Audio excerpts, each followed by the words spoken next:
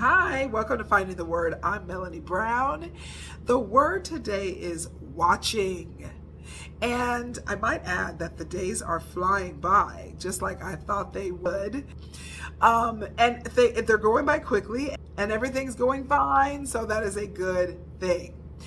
Now, I'm a benefits counselor. I mentioned that. I am relaunching my Point Smart business, which is behavior rewards for children. But I am also a benefits counselor for your health insurance and life insurance things. So when your employer is offering benefits, I'm explaining them to you. I'm helping you to understand them and enroll in things that are going to be beneficial and fitting for your family and all of that. So this is the intriguing part. You know how like Undercover Boss or like a secret shopper type situations. This is where, people are coming in, nobody really knows who it is, and then it's like, how are they going to treat me? How are they going to act when I'm saying this and saying that, and catching them, in situations. Well, this would kind of be what was going on in that there are times in these cases where you have managers or people that are presidents or doctors. It just depends on what the case is. There's always the people who are higher here, I guess, and then the people who are maybe not, they're not making as much. And the fact that these important people are going to be sitting with you, then it's the conversation of, now today, Mr. Sanderson is going to be out there somewhere. He's going to be getting his benefits, and he's going to be using the call center, and it would be like, y'all, depending on who gets him, look out for his name and make sure you're giving them information. You're not missing anything. And I would be like, okay. And I would tell the other, and so me and the other girl that would be on the call center would be like, what? So it was kind of funny. And this is the reason it's intriguing to me. It was intriguing to me because I guess I was kind of like, what do you think I'm over here doing? What do you think I'm doing? I'll get one call and it's like I'm barely saying anything. I'm not explaining stuff, and it's like whatever. I'm getting off the phone, and then on the next call, I'm thinking they're important. Their name sounds important, so then I'm explaining. So that was the intriguing part to me, because really what it was saying, this conversation was giving the understanding, whether speaking it or not. It's just an understanding that you're not really doing your job fully all the time. You are, half doing these benefits. You're not explaining them fully. You aren't giving as great a service to everyone. So we're going to need to make sure that you're using your best services on this particular person when they call. And I found that a little bit insulting, but understandable, because I believe that we do live in a society where people are respecters of persons. People are respecters of persons. People do treat people differently according to what they make and their positions. But you know where I'm going with this one. That is not how it is supposed to be. That is not lining up with the word, okay? There is no respect of persons, for one thing. We know that is scripture, and you are supposed to be treating people with loving and kindness. We know the last and first, first and last. We know the blessed are the people who are poor and the meek and the mild, okay? There's really not supposed to be these opportunities to be able to say, oh my gosh, if I had known, like I treated him so badly. That really shouldn't be the case. So for me, whenever these conversations would come up, I would be like, well, okay, certainly, of course. What do you mean, business as usual? And then she would say, oh, yep, you know what, business as usual. And I'm thinking, okay, but if it was really business as usual, right, you wouldn't be getting the phone call. If that was expected, and if people just do things the way they should, that would not be a conversation that you feel like you need to call up and have with people. And so that was always very intriguing to me. So the scripture is Ephesians 6:6. And you know what's really cool today? And this does not happen often, but Ephesians 6:6 is actually lining up with the message today. It does not always. You know, the scriptures are about getting in the word. When a word comes up, it's giving you a point of reference to go find something. So it's just saying, the word is, as you know, it'll be like, oh, the word's all, or the word's accountable, or the word's inspired, whatever it is.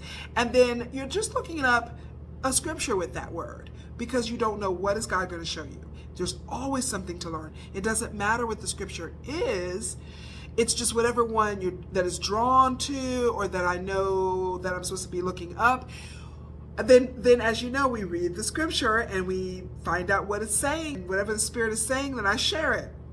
But sometimes the actual scripture is lining up with the word of what he's saying for that situation. And that's why it's really exciting in this one, because it does. And that's not a lot. So this is about slaves and masters. Now we're looking at this. You see this and it can be just kind of like, oh, brother, you know, like it was a way to hold the slaves down. This is things that people find very frustrating and offensive.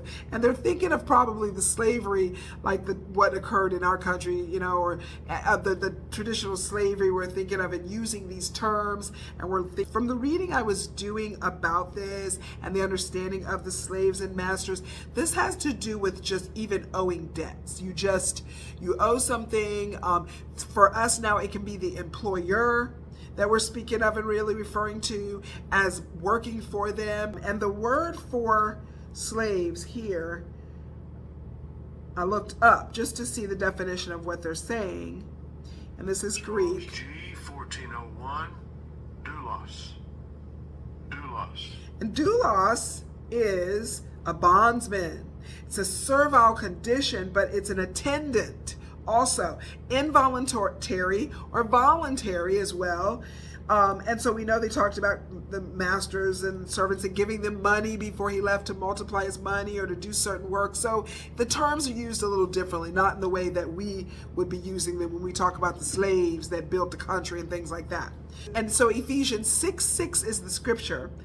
And I'm going to read 5 through 9. Slaves, obey your earthly masters with deep respect and fear. Serve them sincerely as you would serve Christ. Try to please them all the time, not just when they are watching you.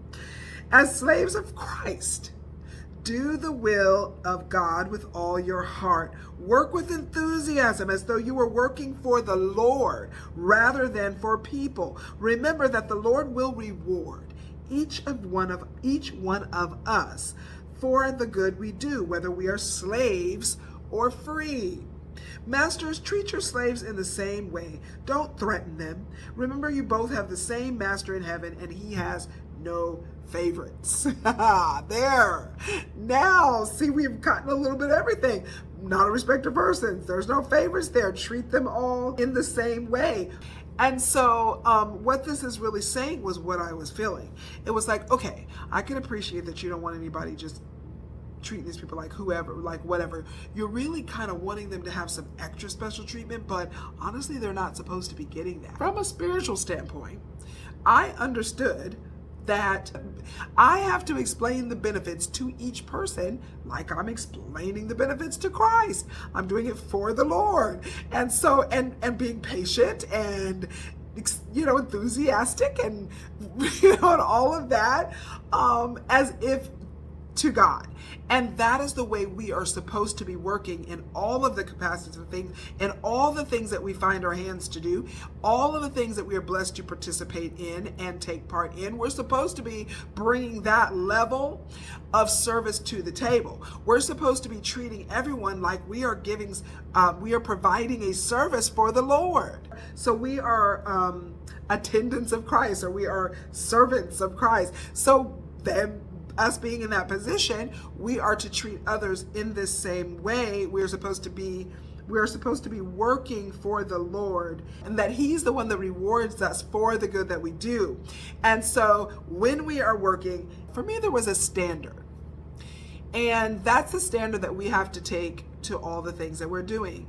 The standard is each person that we work with, each person that we encounter, whatever things that we are doing, we approach them as if they are the most important person. We approach them and work for them and give service to people as if it is being done for God. And in this sense, it doesn't matter if there's a secret shopper. It doesn't matter if it's the president, undercover boss, because it's going to get the same fantastic treatment that you're going to give anybody else. And we need to treat everybody as if they are a spiritual secret shopper. So honestly, the real original undercover boss is Christ. He is the real official undercover boss.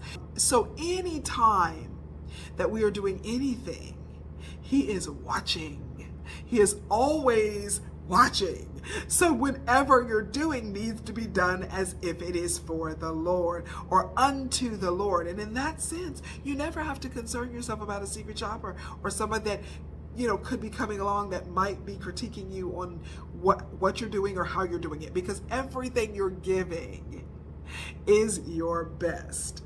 Don't forget to find the word. I will see you tomorrow.